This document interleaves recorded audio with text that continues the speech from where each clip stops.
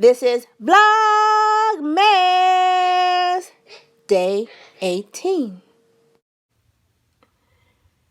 Oh boy. Well, this is my story time. The day I got kidnapped and almost raped.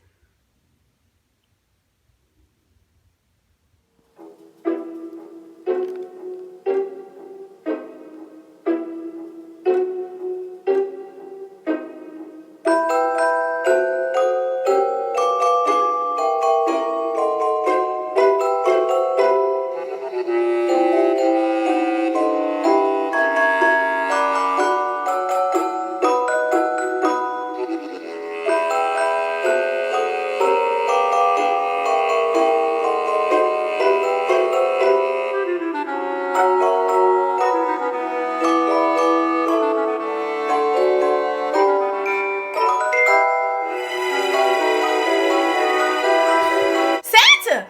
What are you doing here? It's not even Christmas yet. What do you mean what I'm doing here? I came to take from the greedy and give to the needy. You have all the presents here. There's other kids that need presents too. Oh, okay. Good. Now that we got that clear, I'm going to get on my sled and I'm going to go to the South Pole. Ho, ho, ho, ho. Who you calling a hoe? Hoes need presents too. Anywho. Off to the South North Pole I go. Ho, ho, ho. Oh, oh, oh, oh, Merry Christmas!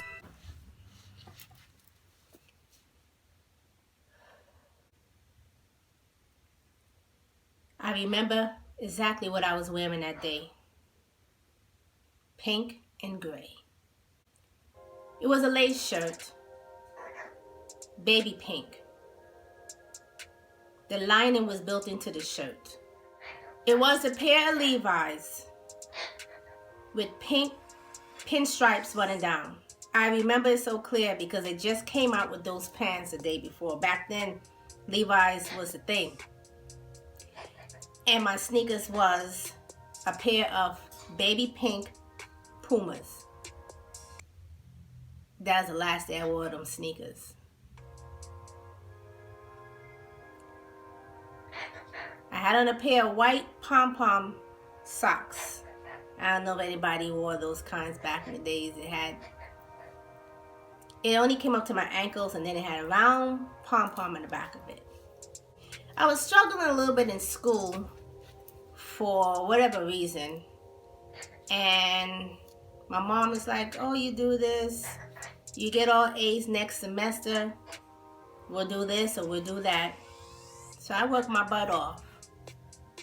Also, the man that kidnapped me made a same suggestion as my mom's did.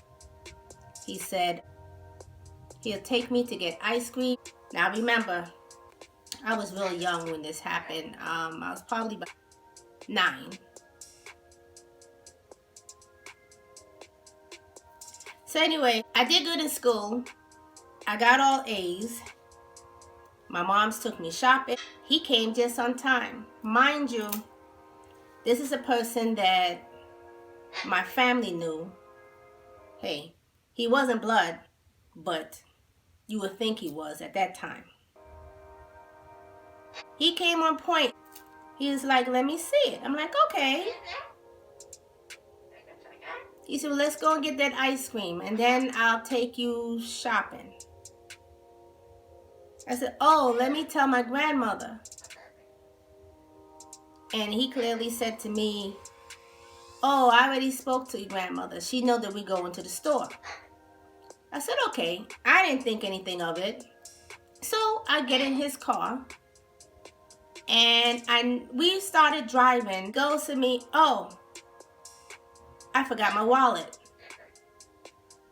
Me not thinking anything about it. Okay. So he takes me to his house. So I said, "Oh, your mom is home?" He's like, "No." So he takes me to a house, and I was like, to be honest with you, I never been to their house. So I didn't think anything of it. So this is in New York, and there's a lot of apartment buildings. This building was about 10 stories high. He puts the lock on the door. But a lot of the apartments in New York, they have like 10 or so more locks, including one with a stick, a metal stick that goes from the floor and latch into the door like this. So I'm like, why would he need to put all that on? And we just coming in for the walk. Like, okay, I gotta pee anyway. So I went to the bathroom, pee, came back. The moment I stepped out of the bathroom, he grabbed me.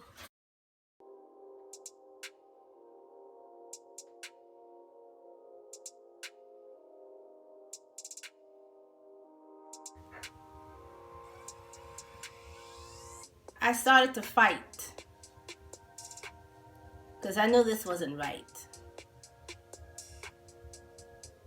But me being a little girl that I was, there was no way I could overpower a man. He throws me in his room and he's tying me up with duct tape. Now, I always talk about duct tape. I always say duct tape could fix anything. It could tie anything, you know. But every time I see a duct tape, I get flashbacks. He tied my arms up behind me. He put tape over my mouth. I could not scream. And he proceeded to wrap it around my legs to the posts of the bed.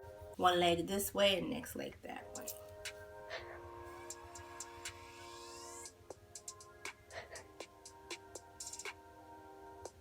At this point here, I was thinking, I'm a goner. He's going to do what he wants to do with me. I can't overpower this man. I'm already tied up. Next thing you know, somebody knocks at the door. And I said to myself, this is my only chance to get away. But by me being taped up, how the heck was I going to get out of this? But I smile and I joke about it now. I'm like, I don't know if anyone of y'all ever heard of the show called MacGyver. That man could build a house out of a toothpick and a piece of toilet tissue. There was an episode that he got kidnapped and tied up with duct tape. And anytime he did any of his MacGyver stuff, he always had a navigator in the back talking about what he could do, what he's going to do, etc. So he clearly said, if you ever get tied up with duct tape, to wet it with your mouth. I don't know what made me think of that moment, because I saw that episode probably like a year or so ago before this incident. I started spitting. I can't stand spit, but I never spit so much in my life. Anywho, the tape came off of my mouth. What he did not know that I used to do gymnastics. I was also a ballet dancer. So I was very flexible. He did not know was him tying my arms behind my back wasn't going to keep my arms there. So I was double jointed. So I pulled my arms from behind me, pulled it forward, still tied up. Now the tape is off my face. I'm spitting. I know the TM is nasty.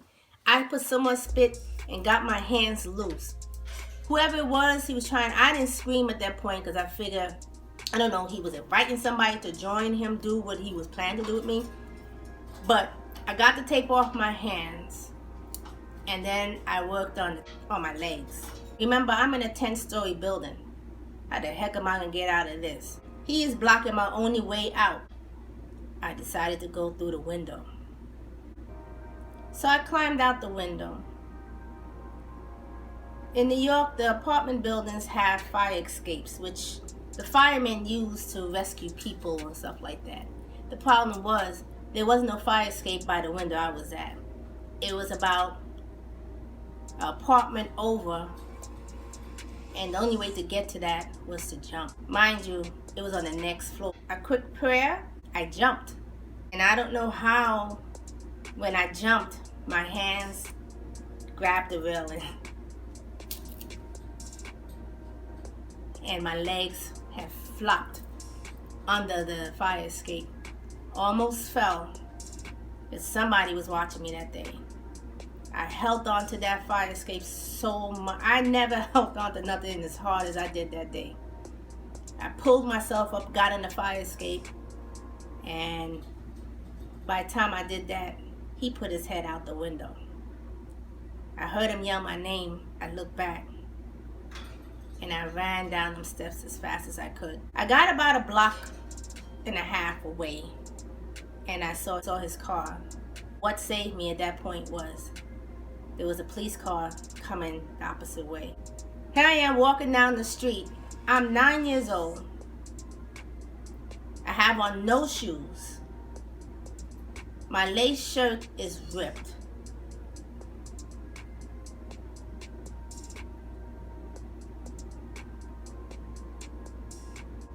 I made it home to explain this to my moms. Or should I even tell? See, the problem was my family knew the guy. And when you're 9 years old, when you're that young, you don't think, not that my mother wouldn't believe me, but for some reason I was embarrassed, that I was ashamed that I allowed this to happen. Because when he had me tied up, he clearly said to me, I'm showing you what could happen to you. I felt dirty. Mind you, when I was that age, I was a tomboy, so I didn't wear like provocative clothes or anything like that, because you know some people are so evil, think that that's why this thing like this happened. But I had on regular clothes, nothing flashy. I was covered up. I was so scared because when I looked outside, his car was there outside my house. So I snuck out the back, ran across the street, and told my best friend what happened. She was like, "You need to tell." And I was so afraid that they would not believe me because of who he was. So my best friend decided that she was going to let my brother know before I could even open my mouth. My brother, I never seen his face like that before. But I know he was mad. He told. He's like, "Come on, sis." Well, the guy that did that to me, he ended up getting locked up. And he did 10 years in jail. I never had to go to court or anything. I guess my mom didn't want me to go through anything. I don't know. To be honest with you, I don't even know. I didn't know anything about no trial. I didn't know anything. They kind of shielded me from what was going on. You know what I mean? All I know that he ended up spending 10 years in jail.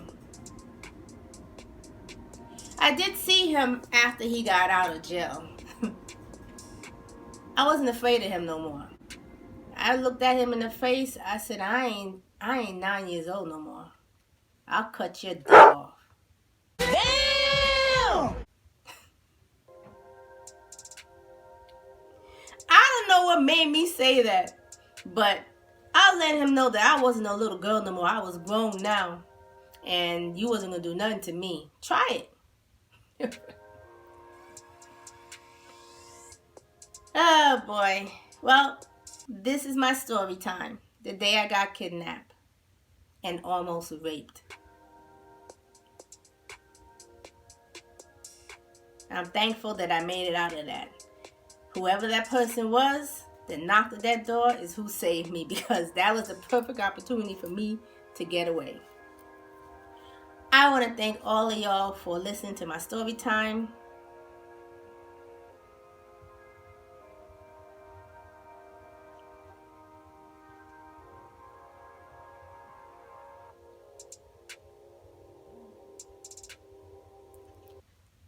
This is Bubbles, and stay safe out there.